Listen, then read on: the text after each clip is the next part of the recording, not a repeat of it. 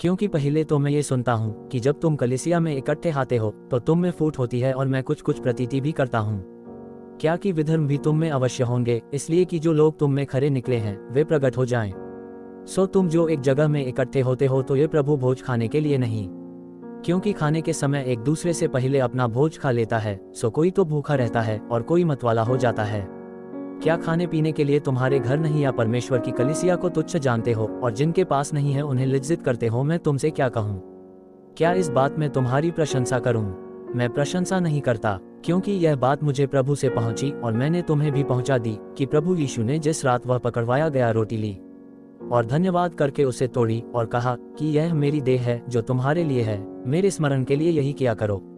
इसी रीति से उसने ब्यारी के पीछे कटोरा भी लिया और कहा, ये कटोरा मेरे लोहू में नई वाचा है, जब कभी पियो तो मेरे स्मरण के लिए यही किया करो।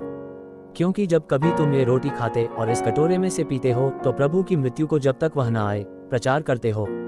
इसलिए जो कोई अनुचित रीति से प्रभु की रोटी खाए या उसके कटोरे में से पिए, वह प्रभु की देह और लोहू का अपराधी ठहरेगा। इसलिए मनुष्य अपने आप को जांच ले और इसी रीति से इस रोटी में से खाए और इस कटोरे में से पिए।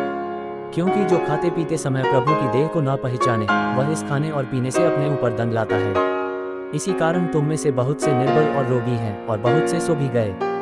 यदि हम अपने आप में जांचते तो दंड न पाते, परंतु प्रभु हमें दंड देकर हमारी ताड़ना करता है, इसलिए कि हम संसार के साथ दोषी न ठहरें। इसलिए हे मेरे भाइयों, जब तुम खाने के लिए इकट्ठे होते हो तो एक दूसरे के लिए ठहरा करो। यदि कोई भूखा हो तो अपने घर में खा ले, जिससे तुम्हारे इकट्ठा होना दंड का कारण न हो, और शेष बातों को मैं आकर ठीक कर दूंगा।